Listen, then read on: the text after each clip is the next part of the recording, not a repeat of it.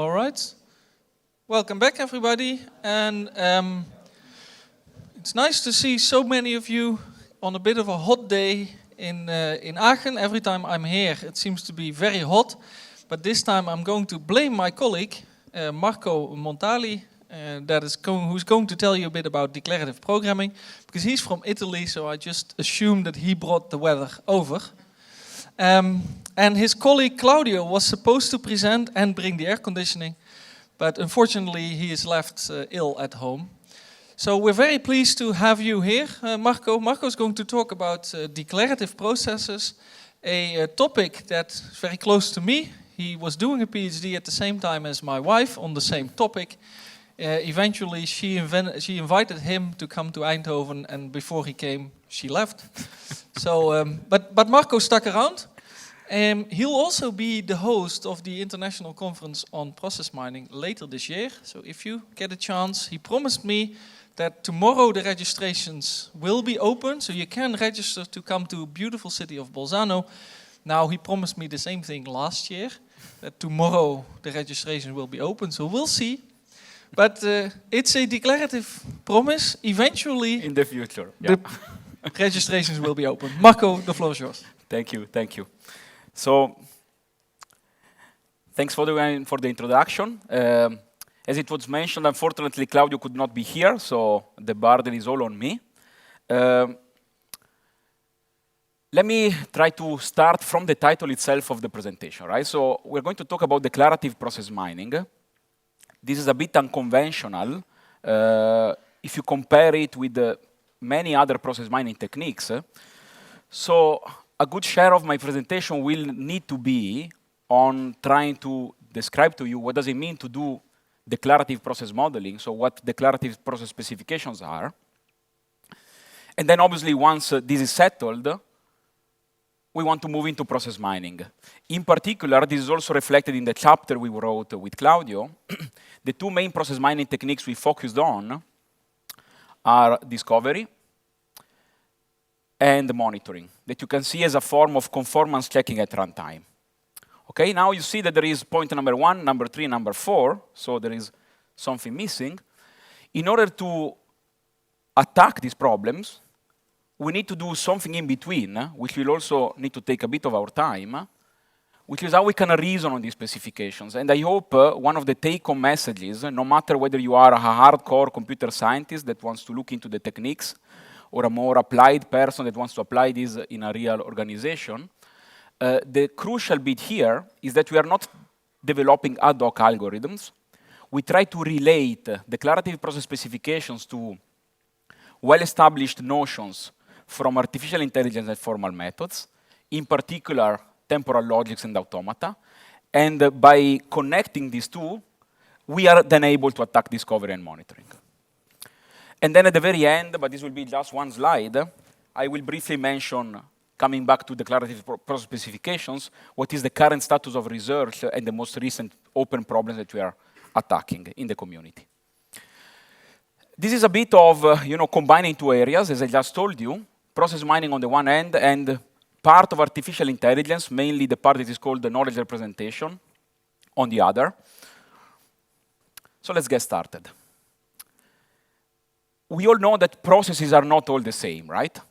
So if I gave you these 3 knobs that you see over there, and you could tune them, you would be able to see that there are a wide range of processes depending on how you tune these 3 things. Let me explain to you a bit what these 3 things are. First dimension that you can use to classify processes in an organization is complexity. So how easy it is to coordinate, collaborate, and take decisions within the process. Second dimension is predictability. How easy it is to understand a priori how a process instance will unfold. Okay, so how much you can anticipate what you will need to do next to properly carry on the process instance until one of the end states of the process. The third dimension is repetitiveness. So how often you are going to instantiate the process in new cases. Okay, so try to play this little game even after the class and see how you would categorize different processes, right? Obviously, when you try to do this, you have also to imagine the environment in which the process is immersed, right? It's very different to imagine a logistic process that is handled within a country, and instead a logistic process that needs to span the entire world, right? So now, let's imagine that we can tune this, right? So on the left part of the spectrum, you see one extreme, processes that are very simple, so low complexity, very highly predictable, and very repetitive. And instead, on the other extreme, you have very complex, unpredictable, and not repeated often processes. If you look at the left extreme, the typical way to approach the process is by controlling the executions, right? So since the process is simple, predictable, and repetitive, you can write down a procedure that everybody will need to follow in order to execute the process, right? And by control, I mean what is written there, so the degree to which you can imagine there is a central orchestrator that tells everybody what to do. Okay? On the opposite extreme, instead, you need to cope with a lot of flexibility. So since you are dealing with a highly complex, hardly predictable, and maybe not so repetitive, so you don't have so many data about the past, you need to handle the fact that people will need to take decisions at runtime, right? So try to imagine, again, a logistic process within a country as opposed as the process that is followed by healthcare professionals in an emergency ward. Okay? And what happens in between, these two dimensions mix up, right? And you want now to reach a proper trade-off between controlling the process, because you don't want to let people work in a complete anarchy. But on the other hand, you want to give them the opportunity to take their own decisions and influence what they will do next, right? There are these two words, and believe me, they were not invented by Italians, but people like Italian food all over the world. So we typically use the term lasagna processes to describe processes that have a very high level of control and where flexibility is not so much enjoyed, as opposed on the other side of the spectrum, what are called spaghetti processes, right? If you try to represent them with a directly follow graph, for example, you really get spaghetti. In fact, flexibility is actually something that you require more often than you would think. I don't know how many of you already played with process mining tools, but typically you end up with things like this, right? So, spaghetti processes all over the place. I need now to get a bit more technical. So what is a process? Obviously here we may debate a lot, but we don't have so much time. So let's not consider concurrency, let's consider processes the way they are traced, for example, in an information system, right? We can simply say that a process is a set of traces of activities that you want to accept, as opposed as other traces of the same activities that you want to reject. And obviously this set may be infinite. Imagine that, for example, you have a loop in the process, you can execute the loop how many times you want. So if you fix a finite set of activities, right, our vocabulary, where we have all the activities that we may see inside the process, this is a finite set, obviously. What is a trace? Is nothing else than a finite sequence of activities from this set. An event, in this very simplistic view, is raising from the fact that you put an activity in one of the places in the trace, right? So you say, for example, in this process instance, the third activity was paying. The fifth activity was canceling the order. This is how events are modeled by abstracting away from timestamps. Okay, you just have a sequence of them.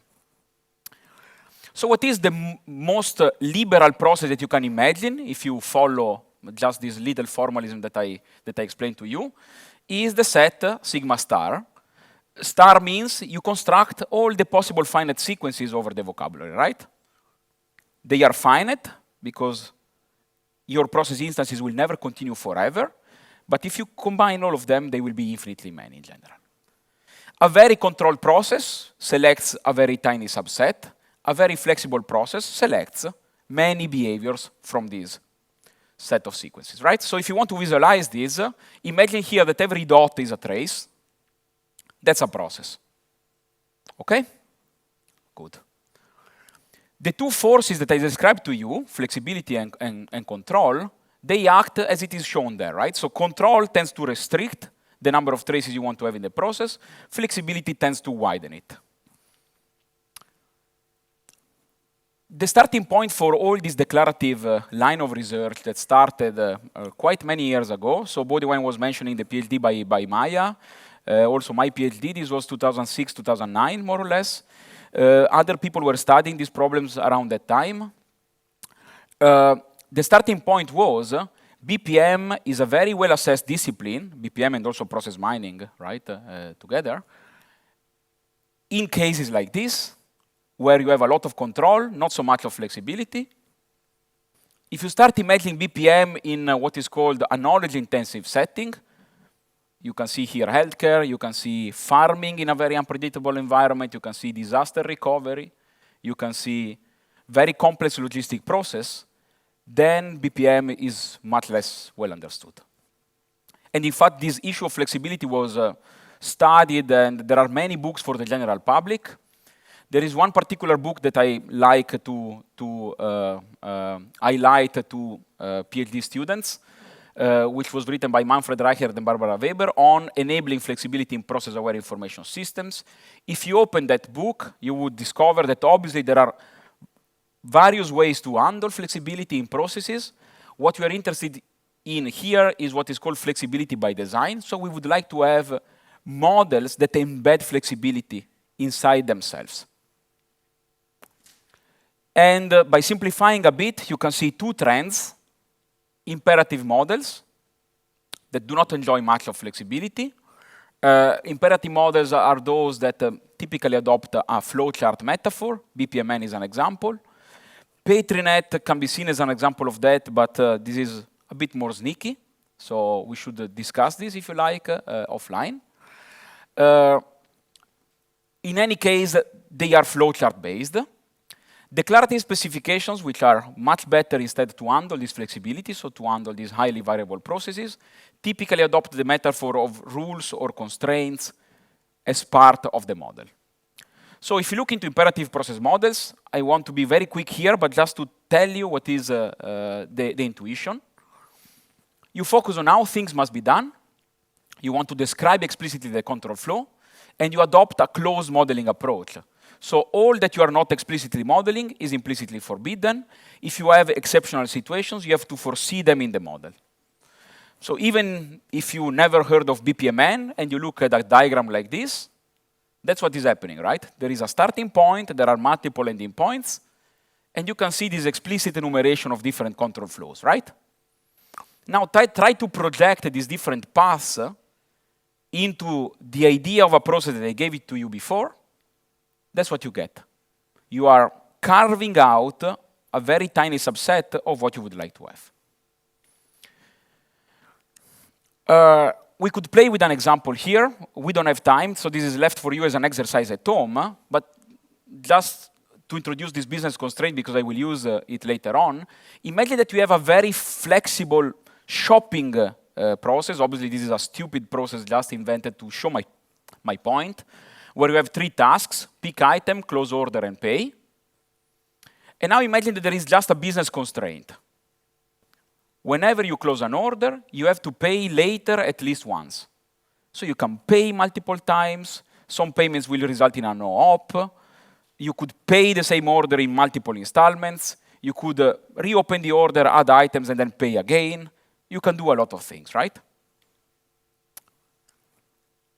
Now, try to, again, read this business rule and try to see which of these traces are accepted and which are rejected. Just 20 seconds. With the empty trace, already some people struggle, typically. The empty trace is perfectly fine with this constraint because the constraint is requiring to do something only if you do something else. So if you don't close the order, you can do whatever you like. Okay? So for example, the empty trace is fine. Selecting multiple items and then stopping is fine. Different is the situation where you close. So here you close, so later you need to pay. And this is what is happening here, so also trace number 3 is fine. Here is also fine. You have 2 payments, but nothing is preventing you to do that. Here instead you see a bit of a problem. You are paying before closing. And so the rule is now violated, because after closing you will need to pay. And so on and so forth. So what about this BPMN process to describe what is happening?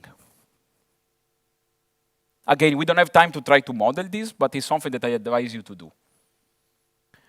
This is what typically people do. So first you pick items, then you close and pay. As I was showing to you before, this is overlay restrictive. So it's true that it only accepts traces that you want to have, but it's missing many of them, right? It's missing, for example, traces where you pay twice. So now your idea could be, okay, let me fix the model. Let me show you the result of fixing the model up to the maximal behavior you want to have. This is the spaghetti process that you get. Okay? So this is correct, general, but hardly readable. This is why declarative process specifications were introduced, to try to help people in this. But I need to give a proviso before continuing. There is this wrong belief that with declarative approaches you try to remove complexity. This is not true. Complexity cannot be removed, right? You cannot just sweep complexity under the carpet. Okay? So then our goal is something different than removing complexity. It's trying to represent this complex spaghetti reality in a compact way. Okay? This is also debatable. We cannot describe whatever spaghetti process you have in mind using these declarative approaches, only some classes of these spaghetti processes. For the most technical students, you will see later a connection with regular languages. This is the class of spaghetti process that we can capture well with this declarative approach, at least the one that I'm presenting to you today. So the idea here in general is, instead of describing how things should be done, we focus on the constraints, what has to be accomplished. We only explicitly describe the constraints themselves, and we leave the control flow implicit. Our modeling is open in the sense that as long as I produce a process instance and a trace that does not violate any constraint, I'm happy about it. So again, if you use this metaphor, this is what we are trying to do. And as soon as we come up with these constraints, we leave people free to move inside the boundaries. Just as a bit of wake-up call, this was not something that came from this community. In AI, for example, and also in data management, there were people studying this at the end of the 90s. So if you want to know more about the history, this is a slide for you. What is important for me just to settle instead is to talk about this second wave in BPM. This was the time where process constraints were really proposed and declarative process modeling approaches were brought forward. There are in particular 2 prominent formalisms in the community. One is declare and the other is DCR graphs. I'm going to focus on declare. And as Bodewine mentioned at the beginning, this was the origin of it. So this is the thesis of Maya Pezic, and this was the book that I wrote based on my thesis. So you can find the origin of this approach there. Actually, the origin came even before that. So when Maya Pezic and Will van der Aalst were studying this problem, they were the first to study it in the way I'm presenting to you. They didn't know exactly which constraints they would like to handle, right? So then they looked into the literature and they found this paper that is called Patterns in Property Specification for Finite State Verification. And they used this as a basis to have a catalog of different types of constraints that we want to model. So how does this approach work? There are different constraint types that are defined on activity placeholders, like X and Y, okay? Used like variables. Each constraint has a specific meaning. For example, whenever you do X, later on you have to do Y. If you do X, you cannot do Z, okay? This is the shape of a constraint type. And then you take these types and you instantiate them on the actual activities. So X now becomes paying, and Y becomes getting a receipt. And there are different dimensions in these constraints that make them much richer than the typical precedence flow relation that you have in BPMN or flowchart process modeling languages alike. You can have different number of activities involved in the constraint. you can have different types of orientation in time. You can have constraints that are atemporal, constraints that look into the past, constraints that look into the future, and strength, so constraints that look into just the immediate future, for example, or constraints that are more loosely coupled and just say, look, in the future you have to do something, but I don't care when. Like me opening the registration for the conference, okay?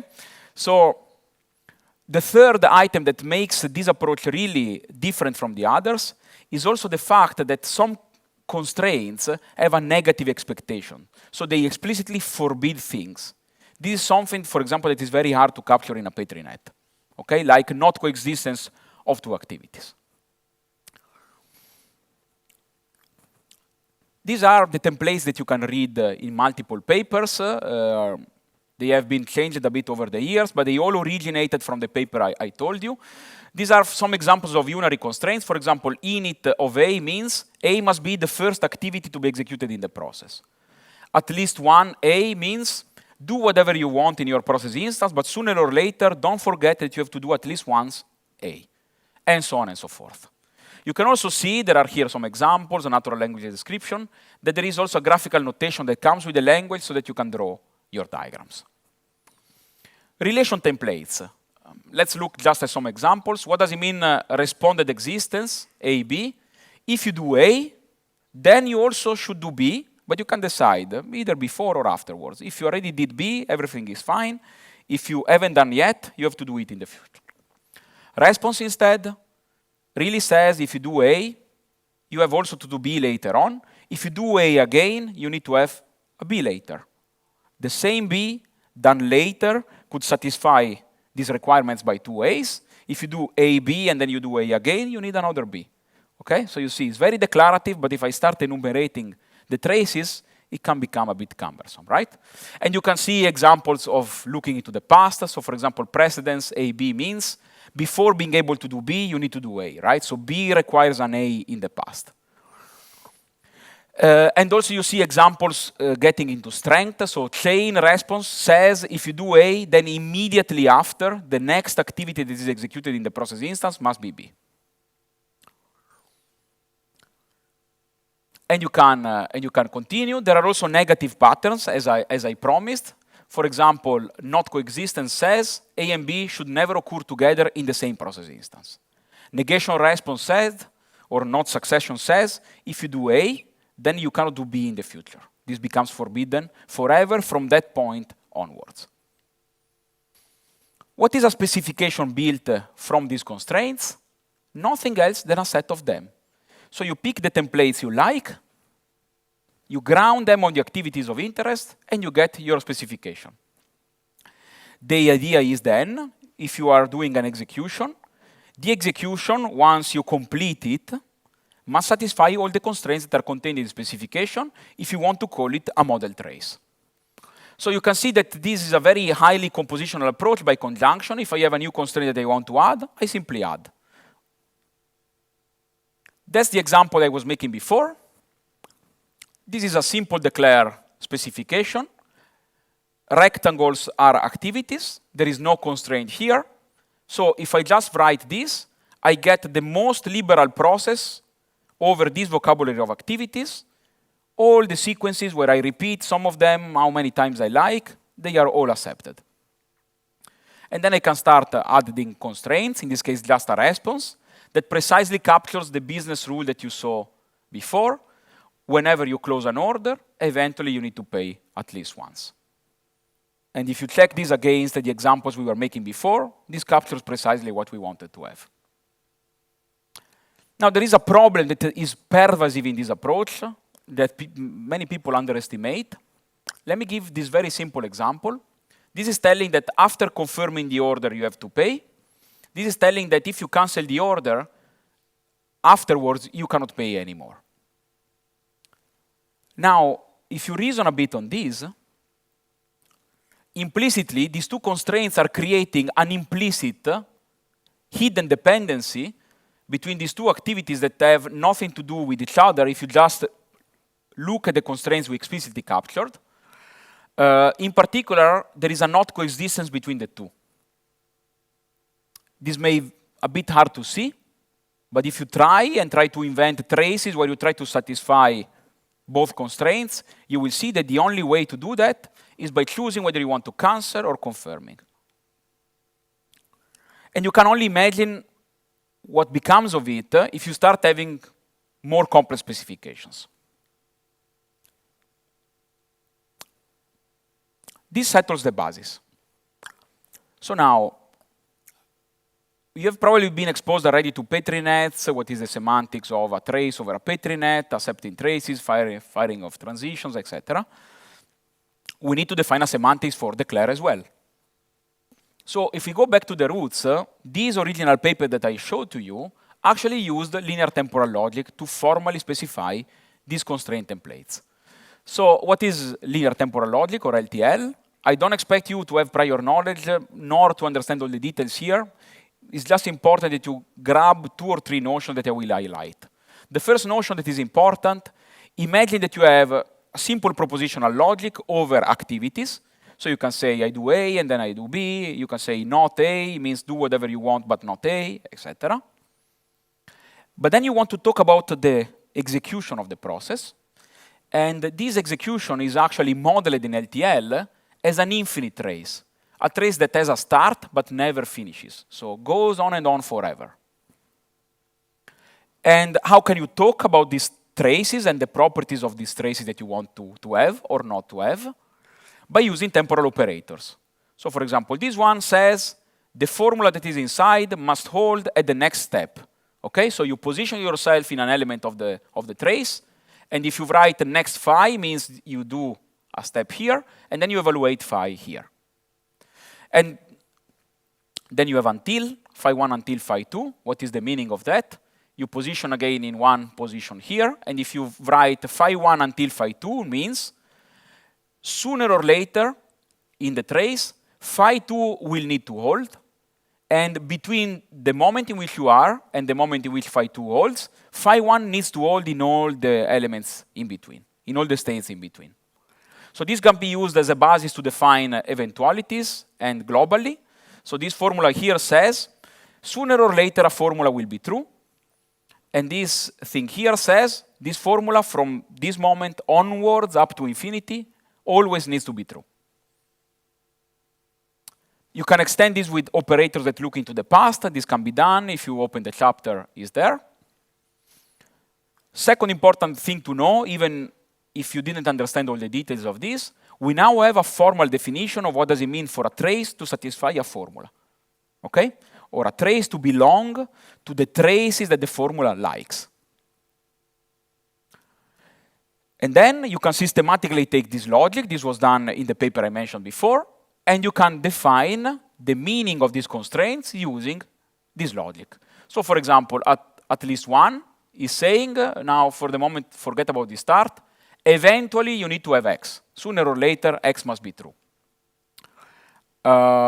Response, this is globally, this must hold. If you are not doing X, the current state is fine. But if you are doing X, there is an implication that requires Y to be seen in the future. Not response, always the case that if you do X, then from that moment on, Y should never occur. Okay? And you can systematically take all these templates and formalize them. And then you simply take the formulae and you ground them on the activities that you have drawn graphically. This gives you the semantics of a single constraint in LTL. What is, okay, so if you imagine to have, like a light that you can turn on the constraints, you can see that they simply correspond to this LTL formulae. What is then the formula that describes an entire specification? I told you that you simply conjoin constraints, so it's simply the conjunction of all the formulae for all the constraints. Okay, so a big formula that describes the process. Let me stress that this is a quite unconventional usage of logics. So typically, if you look into the literature, even the paper I mentioned, these formulae were used to specify properties of a system that is specified with a different formalism, like a Petri net or a transition system or whatever dynamic system specification language you want to have. Instead, here we are using the logic to specify the system itself. There is a proviso though. Again, I don't expect you to understand the details, but it's very important because people get misled about this.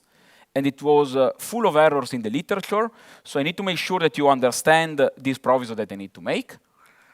So this is all good. We have a constraint modeling language. We have a formalism.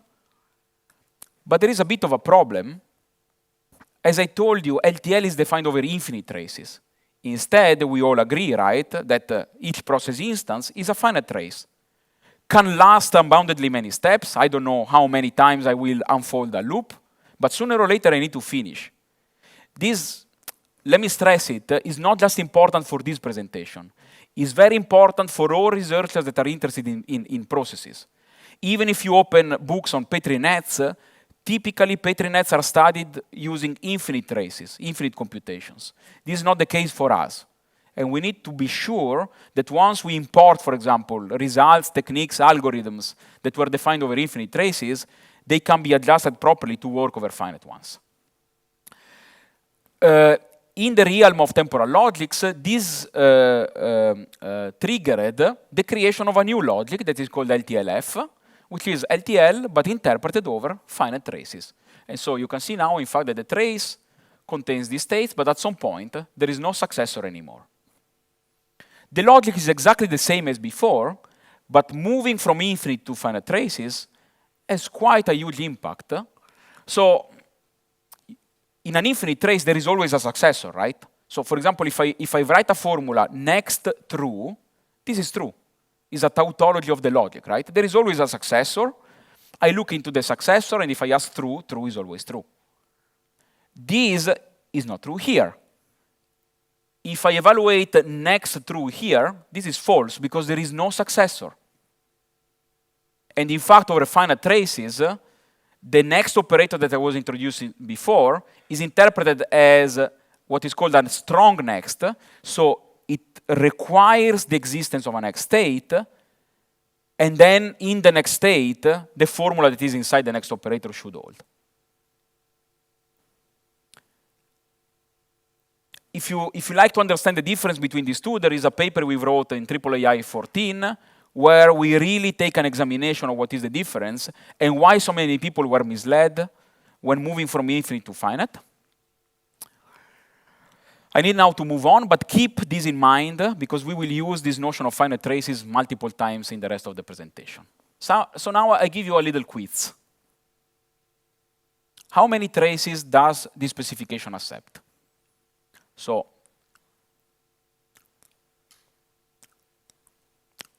there is here a sequence of responses. Here we say that we can do this at least, we should do this at least once. And this is saying that we should do D no more than once. Let's try to reason together because you don't have enough knowledge of Declaire to do it on our own. But again, I advise you to think about this at home.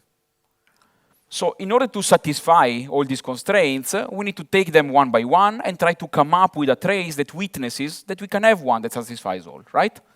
So let's start from the fact that we require the existence of A. So we should do A sooner or later. Before doing A, we should do D. Okay, there is a precedence here, there is also a response, but we don't care about this for now. So we need to place D before. But there is also a response that says, after doing A, we need to do B. After doing B, we need to do C. After doing C, we need to do D. So this creates now a requirement for us to do B, C, and D in the future. And now we end up with a problem, because we need to do at least D twice. And here we have a constraint that says we should do D at most once.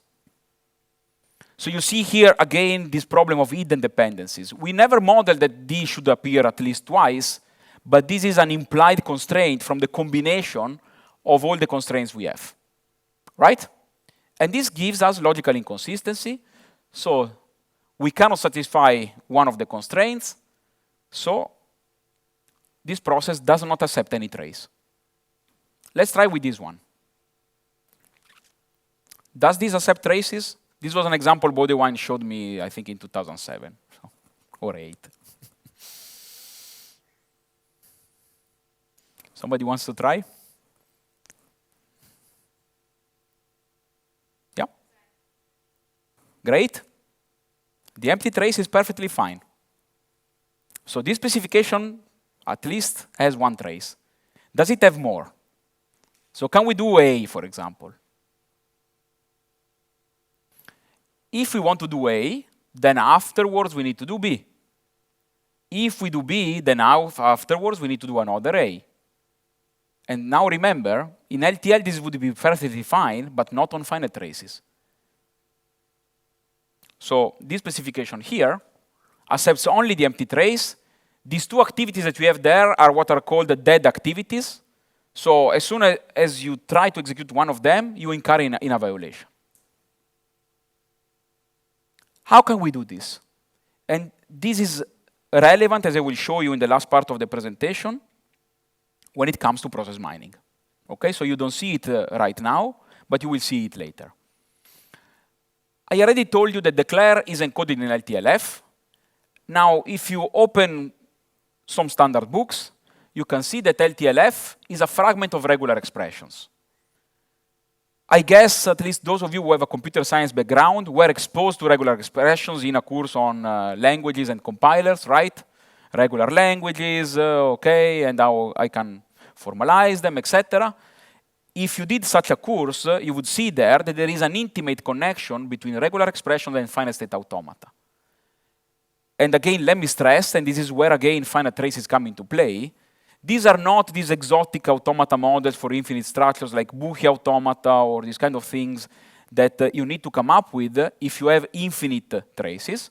These are the regular automata that you studied in bachelor courses. And this makes a huge difference. So what is a finite state automaton? For those of you who don't know, this is a graph representation of them. You have a finite number of states. You connect them via edges. Every edge gets a label that matches the labels in the trace that you want to recognize on this automaton, right? So the automaton has a starting state and may have multiple ending states. And you can use the automaton to see whether a trace, a finite trace, is accepted by the automaton or not, right? You simply try to play the trace step by step. And if at the end of the trace you are in a final state, you are happy. If you are not, then you are not happy. These finite state automata may be non-deterministic if you have one state and then you have the same label appearing in multiple outgoing edges. But again, this is standard textbooks. You can always determinize them. Okay? So you can always get a deterministic automaton where you are in a state, you give a symbol, and you know exactly where to move next. Okay? Good. We can now go from declare to automata. And this is very important because automata will be used everywhere in all the algorithms that we need to do for process mining.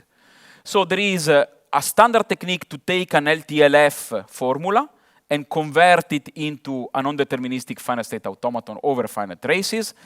There are many papers that describe how to do that. So there is a very recent one we wrote that is particularly tuned for the process mining BPM community.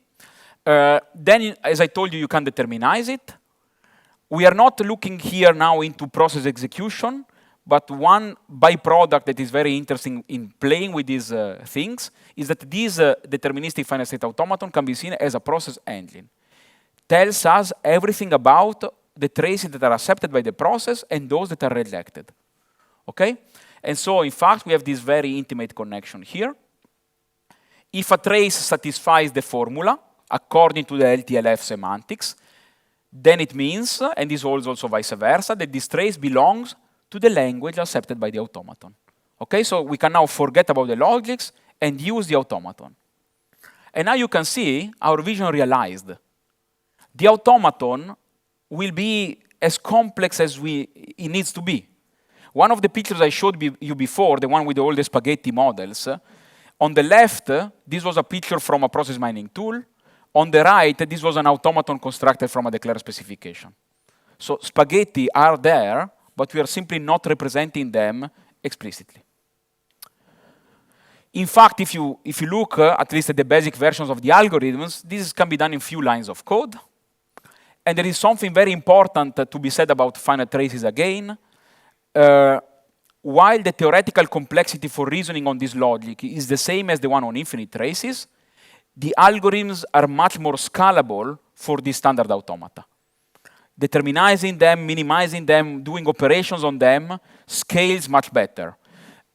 Also, every time you move from a formula to an automaton and then you determinize it, in the worst case, this grows exponentially, but it was shown experimentally that in many cases, this does not happen.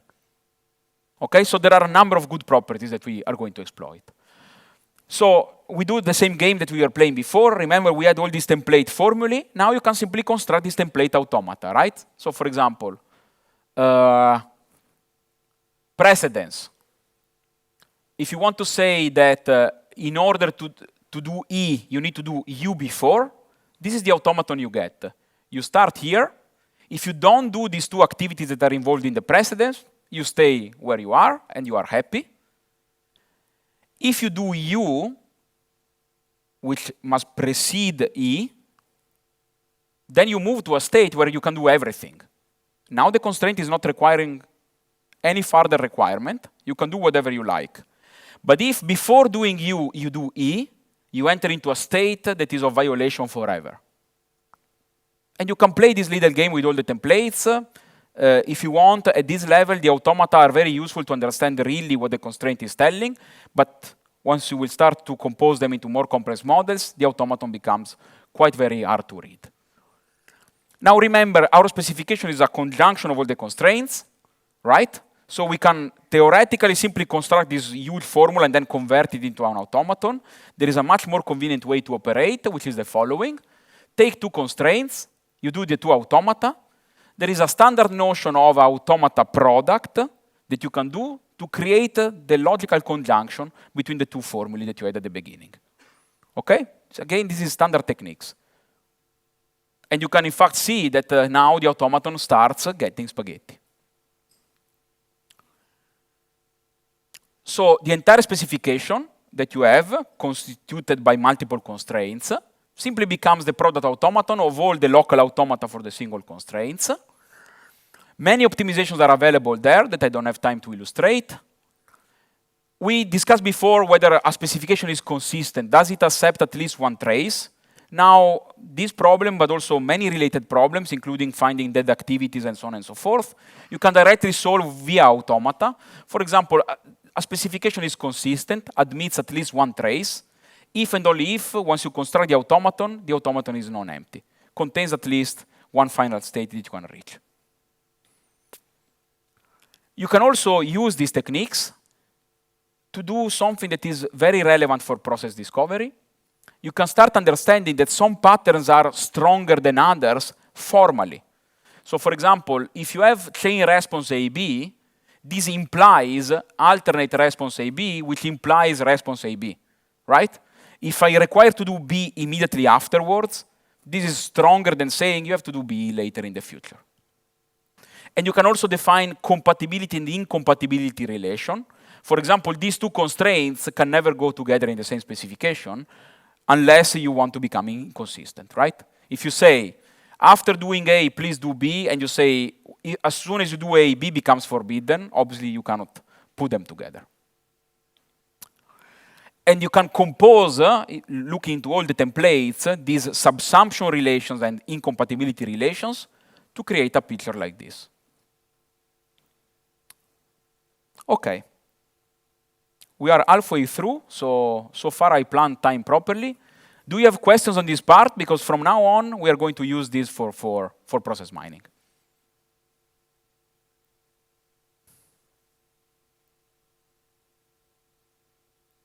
Okay.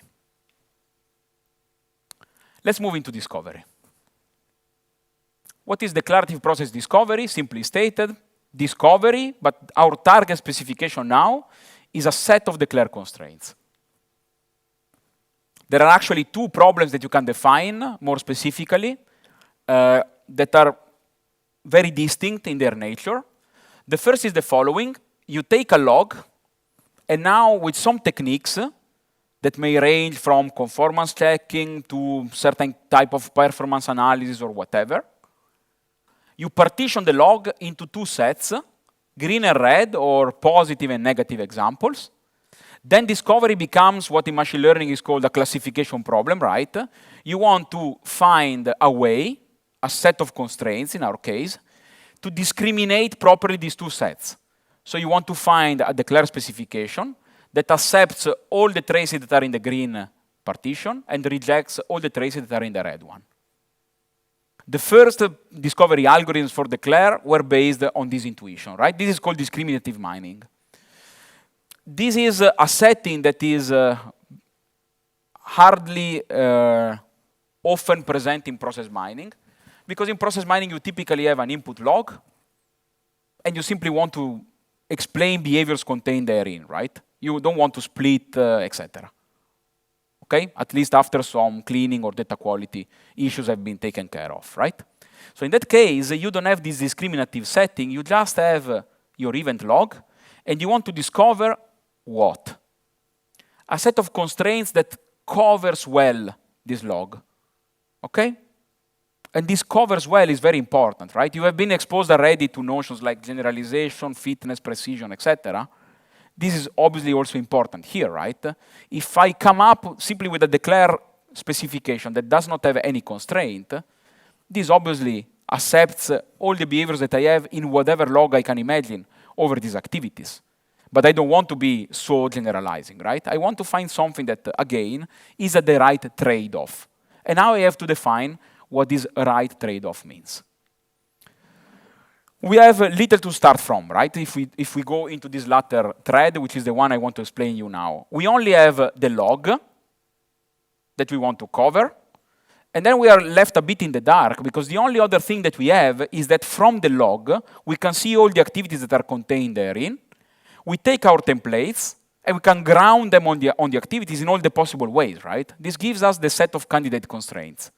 But it's a huge set, and to select which are relevant to be considered and which not, we need to have some machinery. So the point now becomes basically which to keep. Theoretically speaking, you can in fact see declare discovery as a sort of filtering algorithm that filters out from all the constraints that you could possibly imagine, right? I didn't talk a lot about extensions of declare, but obviously if you want to use all LTLF to specify constraints, then this candidate set becomes infinite, right? If you focus instead just on the templates that I showed you, the candidate constraints are finitely many, but they are very, very a huge set, right? And we now need a way to understand which fit well with the log. So the general idea is the following. We define some suitable metrics to capture what does it mean to cover well, or what I like to call it better is notion of interesting satisfaction. I give a trace and I give a constraint. So far, we could only tell this trace satisfies the constraint or this trace violates the constraint. Now, if the trace satisfies, we want to know how interesting this satisfaction is, how relevant the trace is for the constraint at hand. The starting point is the well-known notion of support and confidence in data mining, or in association rule mining in particular. But as we will see in one or two slides, it's not so easy to import directly. Once we sort this out, the approach of discovery is using reasoning that I showed you before for logical correctness and for computing the input of metrics, and then is using metrics to measure this interesting satisfaction. That's the idea. So let's take a look at an example together. Okay, I hope that response AB is clear for you as a constraint, right? Good. So the naive version of support that we can import from a data mining book is the following. I take all the traces that satisfy the constraint as my numerator, and at the denominator I take all the traces. Right? So what happens if we play this game here? What is the support of response? We need first to understand which traces satisfy it and which traces violate. So let's see it together. What about the first one? Satisfies or violates? Who says violates? Who says satisfies? Yeah, many of you are not responsive. So the small majority, I would call it, is saying violates. In fact, violates, right?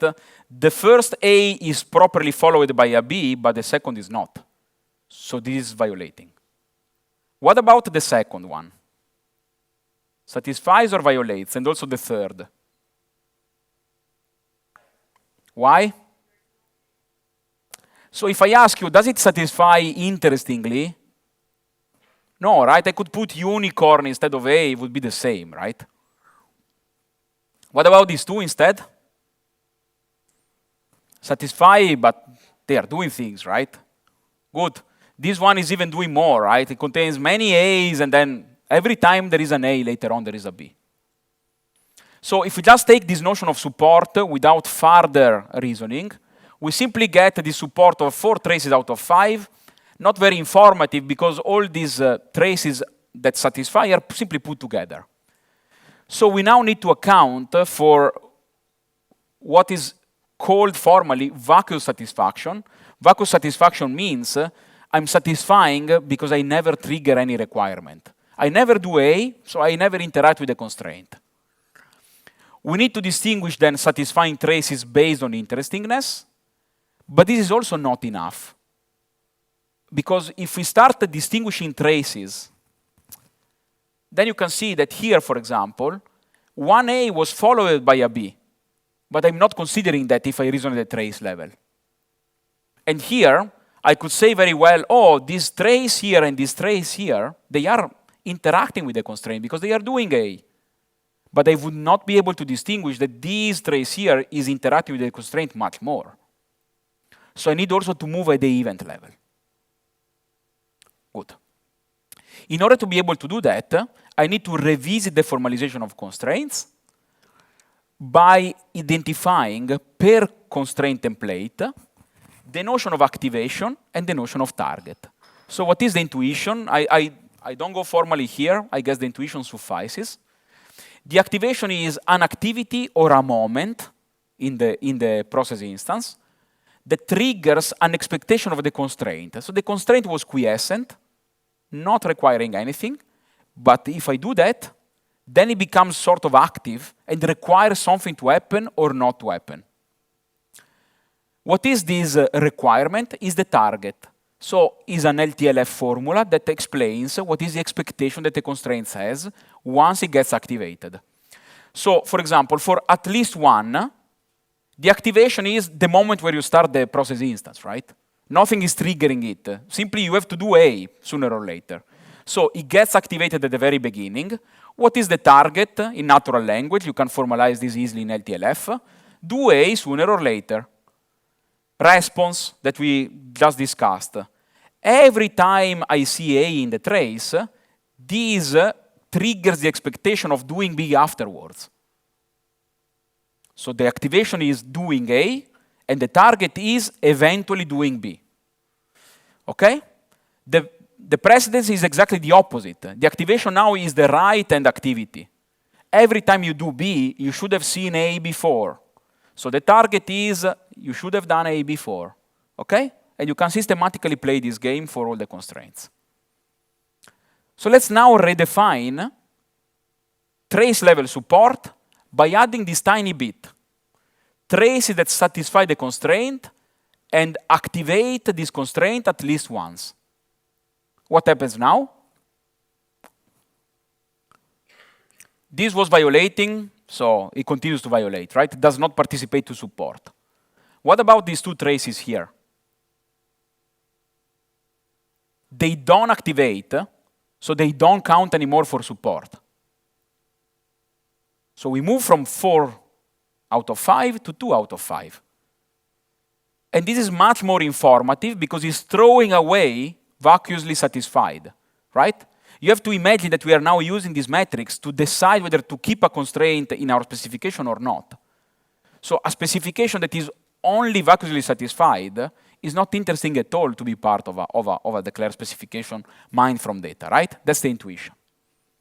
So this is informative, but does not reflect, as I was anticipating before, what happens within a trace. So then we can play with these notions and define a notion of event-based support. So now our denominator is the total number of events in the log, right? And at the numerator we put the number of events that satisfy the constraint activation, but also the target. Okay, so let's play the same game. You have to count, obviously, all the events. We cannot do it now. Believe me, it's 33, if I counted it properly while doing the slides. For the denominator. Numerator, we have to look into the different, in this case, A's, right? Because A is the activation of response. Okay?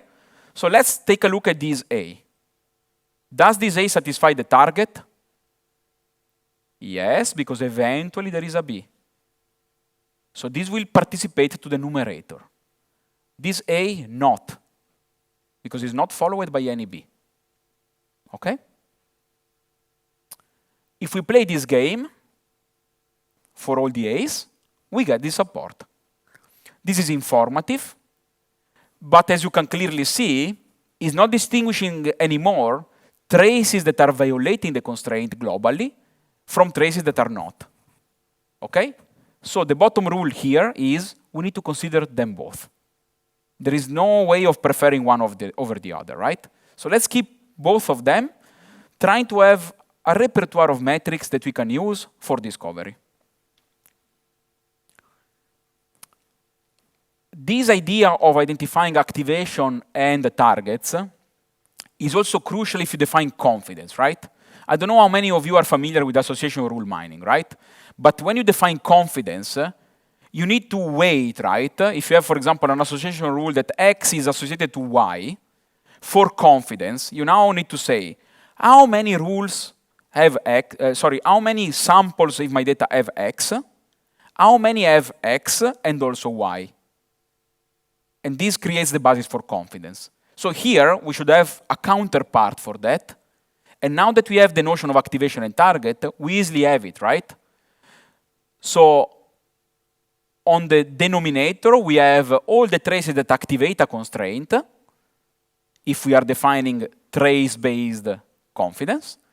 And at the numerator, we have those that activate the constraint, but also satisfy it. And likewise for events. Okay? How does then discovery work? Finally, we select templates of interest. When I told you that we can ground all the activities on all the templates, this is typically not done. The user decides which templates he or she would like to have. So you can imagine also user interaction here. There were some algorithms that precisely also consider the interaction with the user in the picture. Once you do this pre-step, you compute metrics for the constraints obtained by grounding these templates that you selected on all the activities. Then you define some minimum thresholds that you want to have. That's empirical, guys, but we have, to introduce something to move into all the spectrum. And once we filter, we only keep those constraints that are good numerically in terms of the metrics.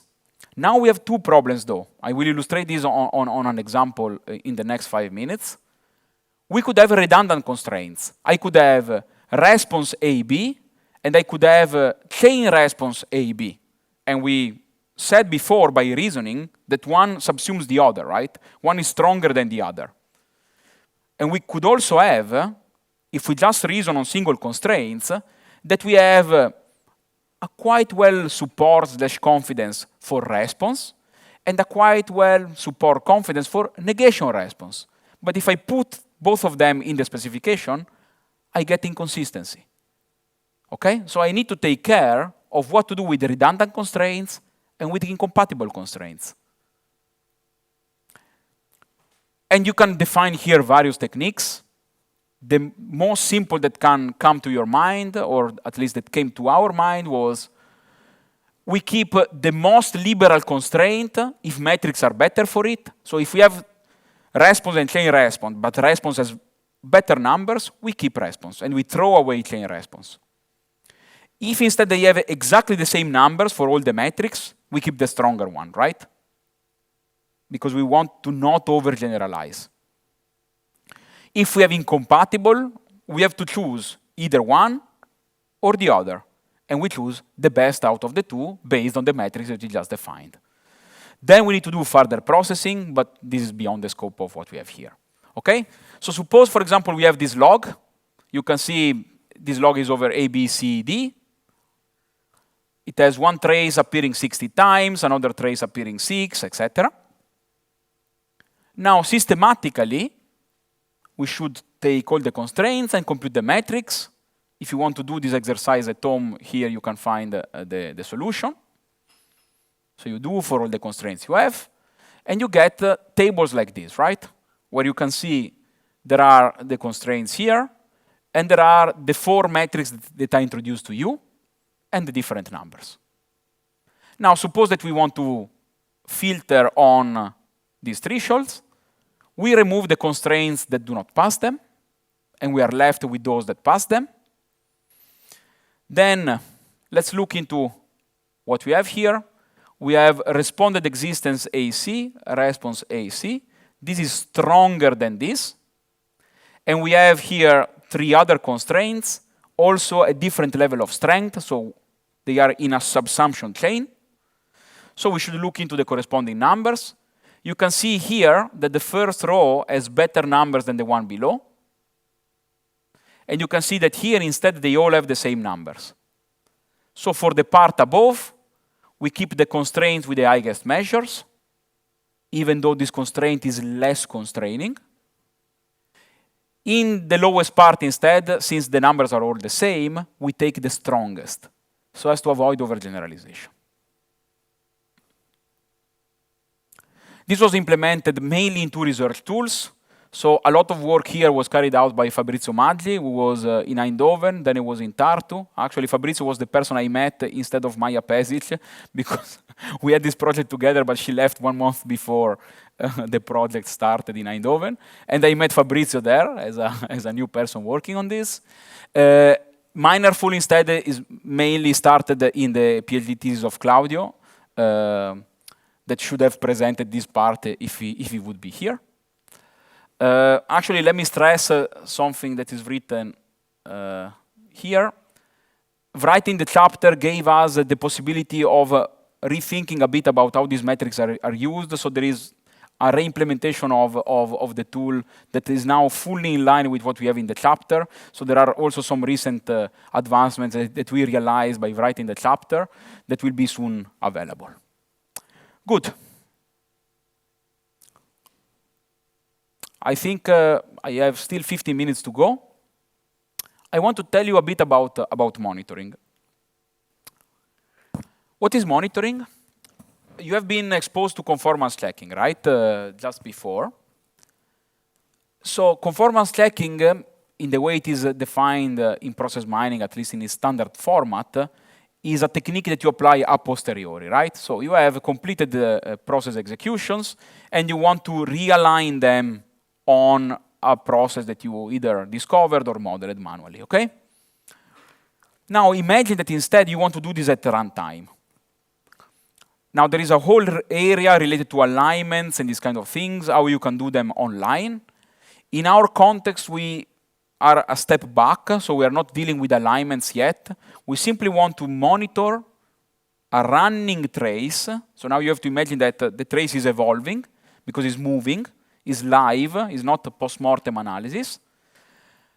You want to compare it with the declared specification, simply understanding which constraints are violated and which not.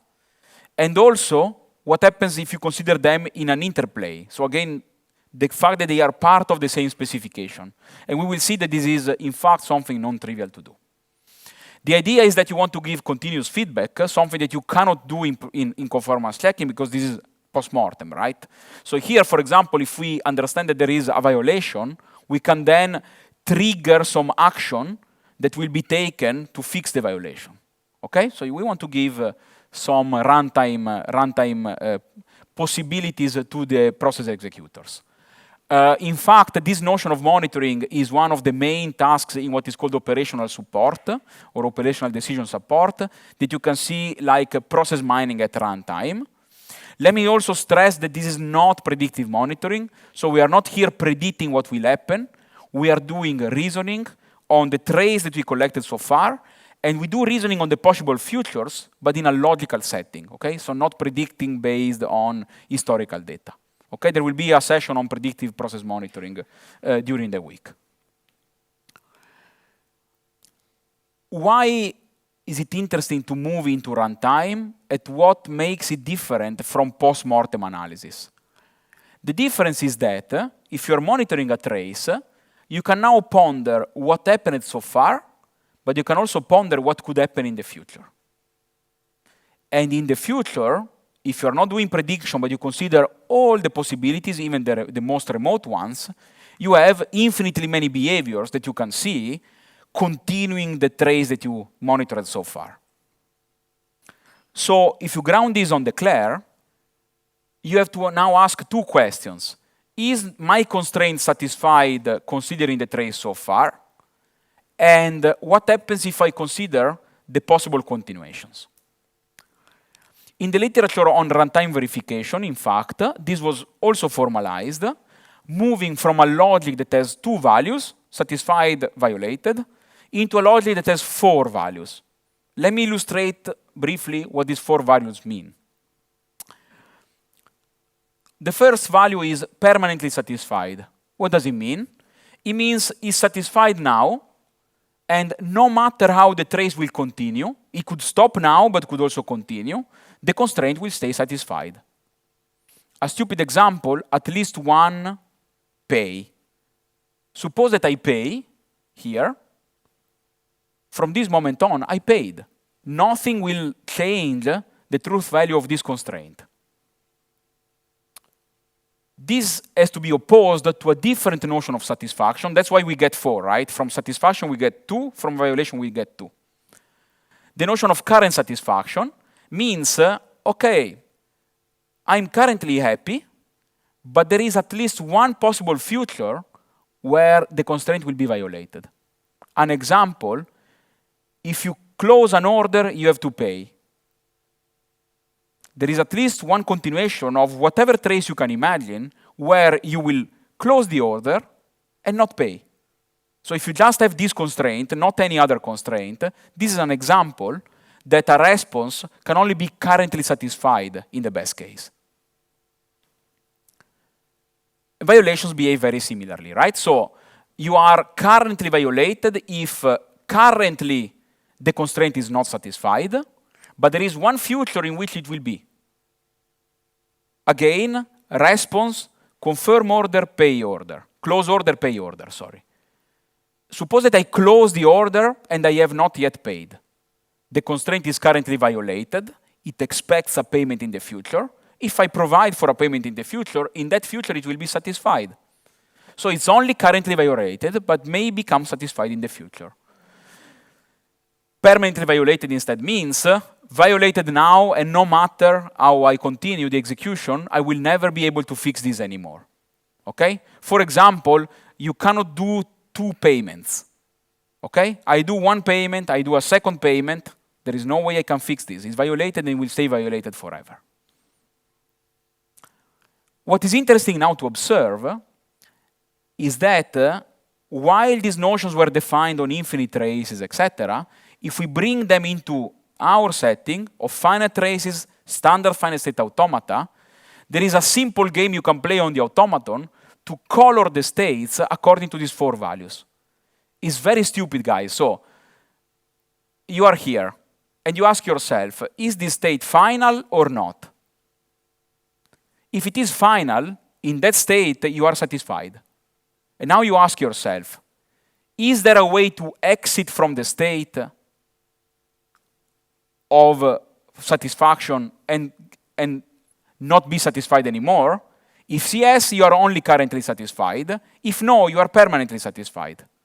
Conversely, you are in a non-final state.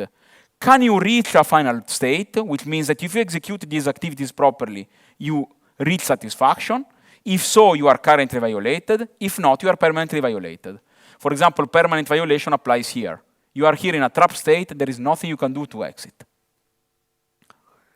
So you can play this game, And now the automata that we constructed before and used for discovery, etc., they now become monitors. And return these values, so we just need to play the trace on all of them, and they will give us the values for the different constraints. Here you can see an example.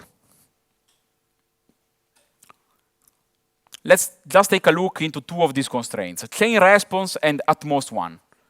Chain response $p means if you do dollar, then you need to do p. And here you need to do p at most once. Okay? At the beginning, these two constraints are currently satisfied, right? The chain response is quiescent, so if you stop now, it's happy. If I do p 0 time, I do it at most 1, so this is also fine. Now we do dollar. You can see the chain response is changing. It's now currently violated. Why? Because it now requires the target p to happen immediately next. And if I do p immediately next, it will come back to satisfied. So it's only currently violated. And if I do p, it goes back to currently satisfied. And you can see things evolving. So now you see here an example where I do p twice. And so this constraint here now moves into permanent violation. Right? So now let me ask you the final quiz of today. So then we are close to the conclusions. If you go back at 3 slides, I don't think I stressed this in my speaking, but it was written in the slide. Since we are doing monitor, we would like to get an information about violation as early as possible, because we want to be able to take countermeasures, right? So now the question is, and again, guys, just consider chain response and at most one, so forget the other two. Is this the earliest moment where we could see this violation?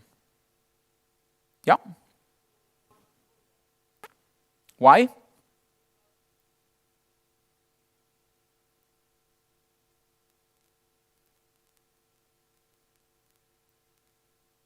Okay. We have a person that can do research on this. Good. So you see the problem, right? As your colleague was pointing out. So this is the earliest moment where you can find a violation for this specific constraint.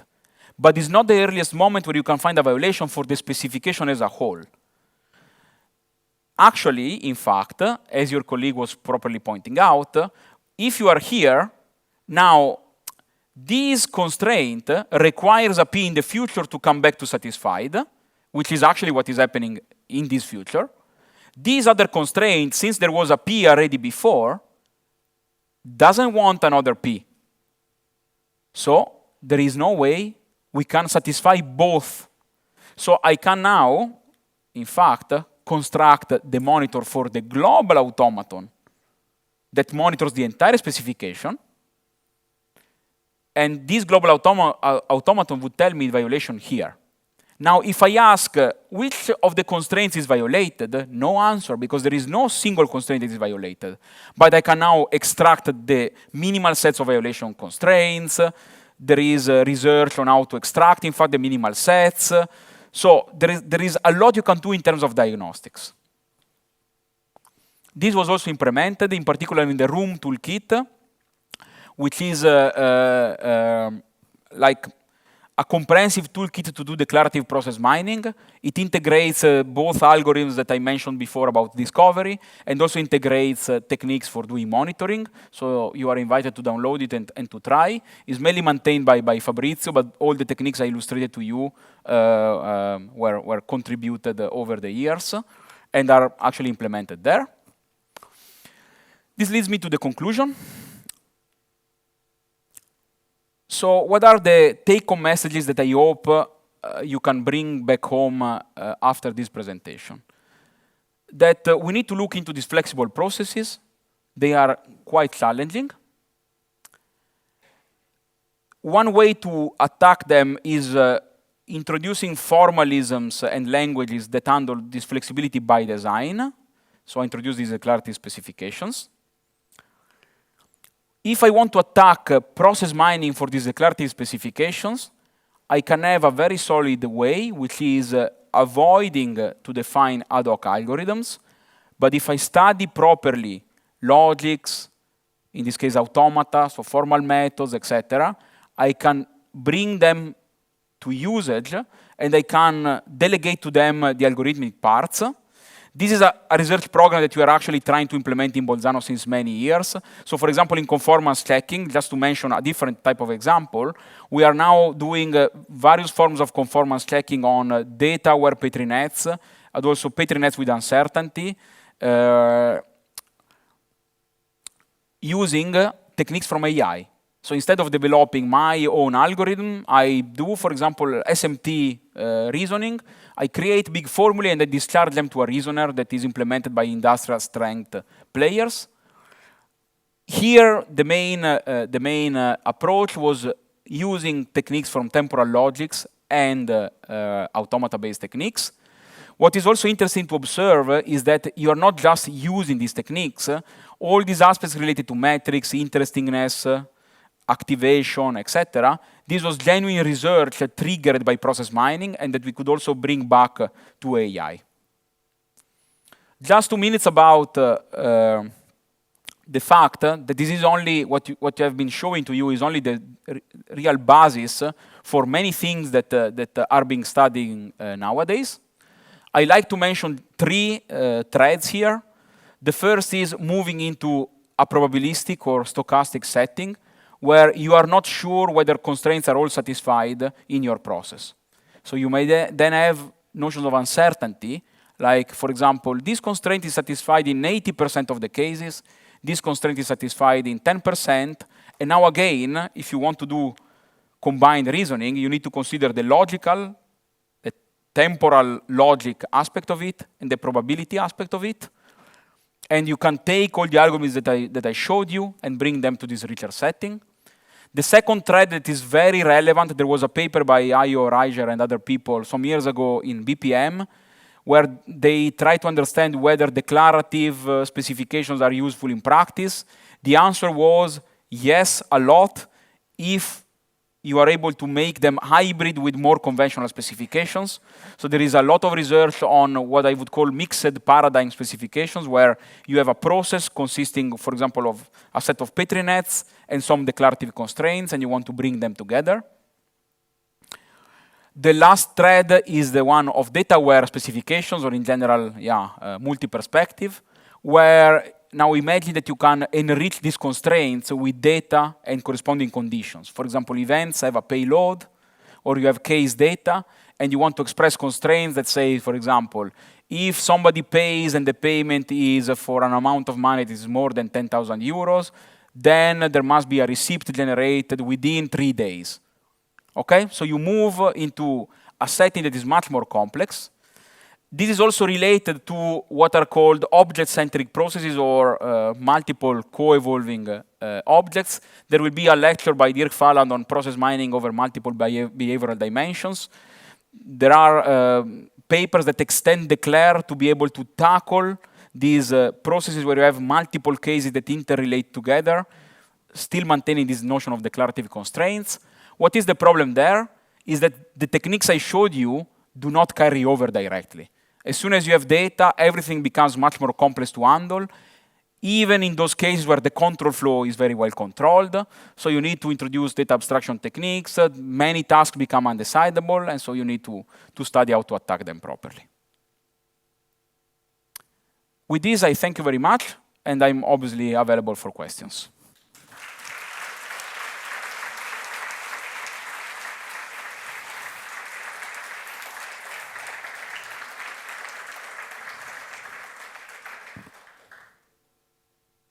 Very much for your presentation.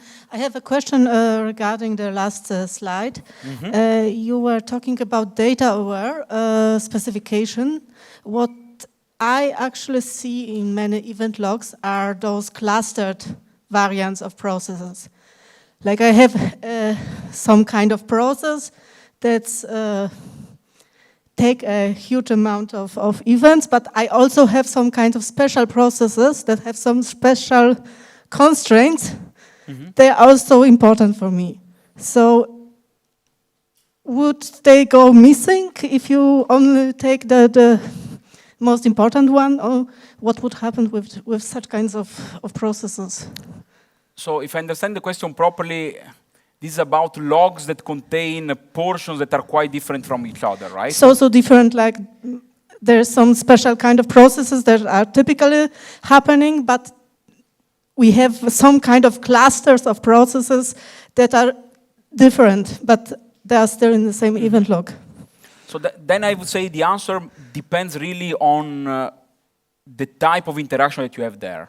So what you could have is the following, that if you enrich a specification with some data, you would be able to discriminate very well these different clusters, right? For example, I don't know, there is a process that if you are underage becomes something, and if you instead are an adult becomes something else.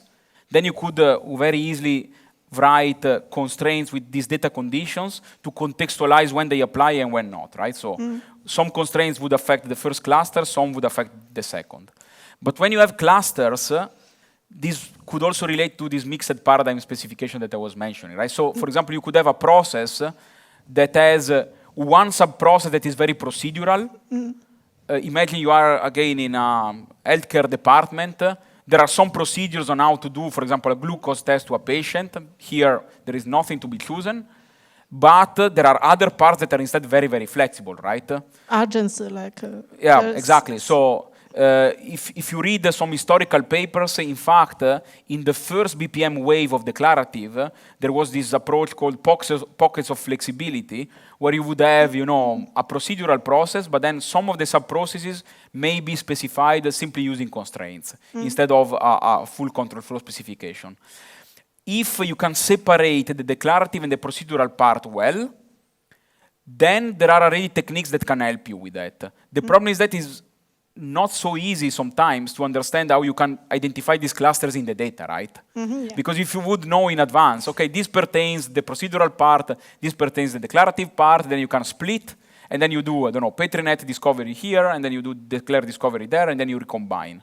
The problem is when the things are more interrelated. But cannot you build an automata, like automata for those kind of processes and automata for those kind of processes? So you can certainly build an automaton that brings everything together. What you miss in the automaton, obviously, is true concurrency, right? So you don't have concurrency. The problem is now the automaton is spaghetti, right? So how to extract a portion of the automaton that can be very well represented by rules, and another portion of the automaton that can be very well represented by a procedural specification, that's where things are hard. Okay, thank you.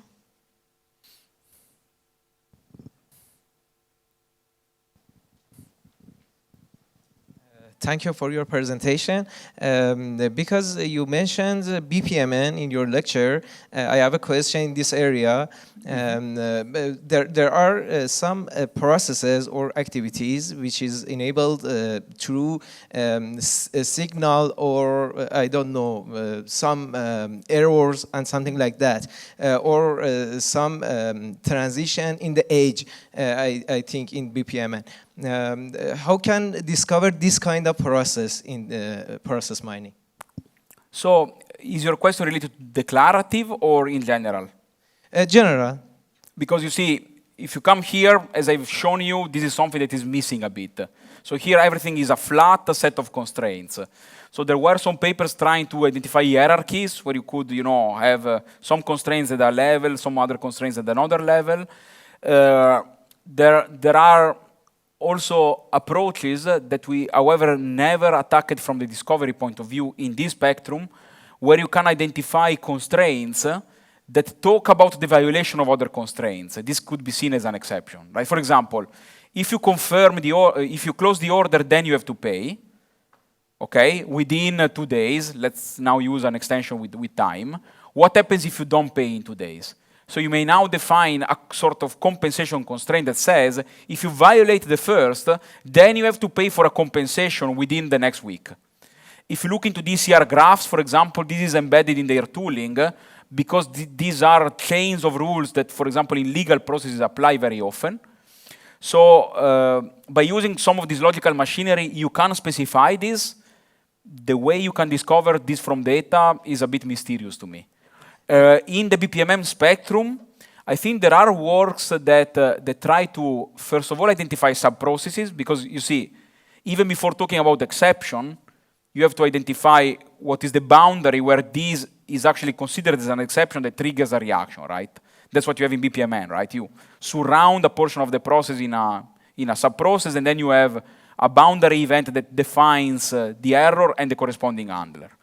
For example, payments will skip for 4 days, and after that, the orders will be cancelled automatically. Yeah, can we discover this kind of process in process mining? Yeah, so in general you can.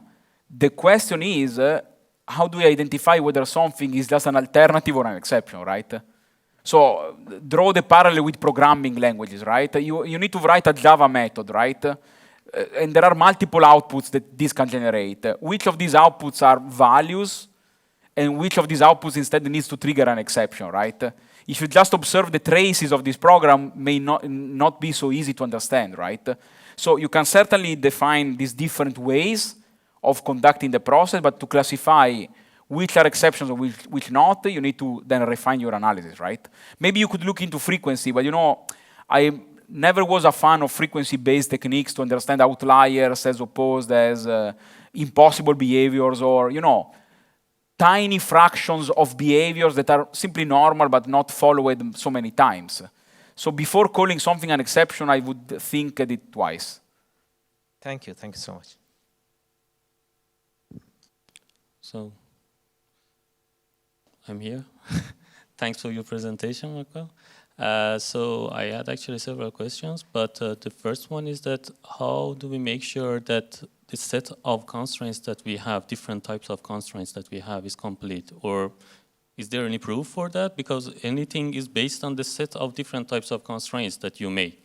And then you check everything based on this set. And if something is not in that set, you will not consider that, right? Yeah, so this is a very important point that I did not have time to explain here. If you open the book chapter, there is in fact in the last part something about which techniques just work for templates and which techniques you can carry over the entire LTLF logic. So I completely agree with you in the sense that there is here a problem. Do you want to have whatever constraint you can imagine in this logic, or you want to have a predefined set of templates? There is no completeness notion for this set of templates. For example, the set of templates that you have in declare is not even able to capture a trace if you think about it. So I can give you a trace and I ask you, write a constraint that just accepts this trace. This is pretty much impossible because you don't have nesting of next. If instead I give you LTLF, you can easily do that, right? You just say first event, and next second event, and next third event, and so on and so forth. So templates are typically used by convenience, and also because, if you are, for example, in discriminative discovery, then you have the negative examples that help you in blocking, how much you have to explore the space of possibilities. But if you only have positive examples, then understanding which formula you would need to come up with requires to look into an enormous space, and you don't have any guarantee on whether, by changing the formula you would improve the metrics or not. So you need to focus on templates, which is an open question, I would say. So many of us simply use the templates that were defined in this old paper, and then show how this can be in principle extended to further templates, but you need to then define them and see whether everything works out correctly. So for example, if you add a new template, you need to define the notion of activation and the notion of target. You need to make sure that everything is defined properly. Some other tasks, like for example monitoring, works for whatever LTLF formula you want to have, already with the techniques I showed you. So some of these techniques directly carry over the entire logic.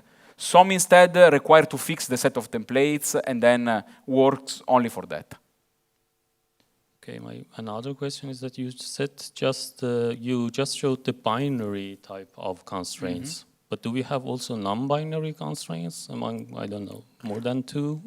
Let's say operands, or I don't know how to call them.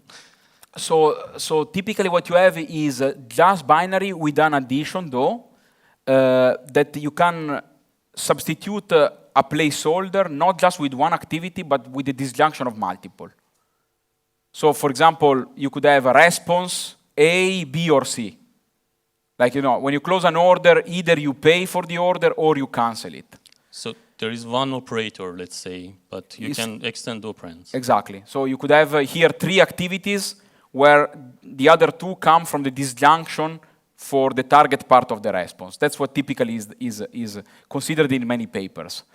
Ternary, where you generally have 3 activities playing different roles, this was never defined unless you look into some of the papers we wrote just to show that the techniques could extend over more complex templates. But they have never been, for example, discovered from data or so. That's at least from what I know. Thank you so much.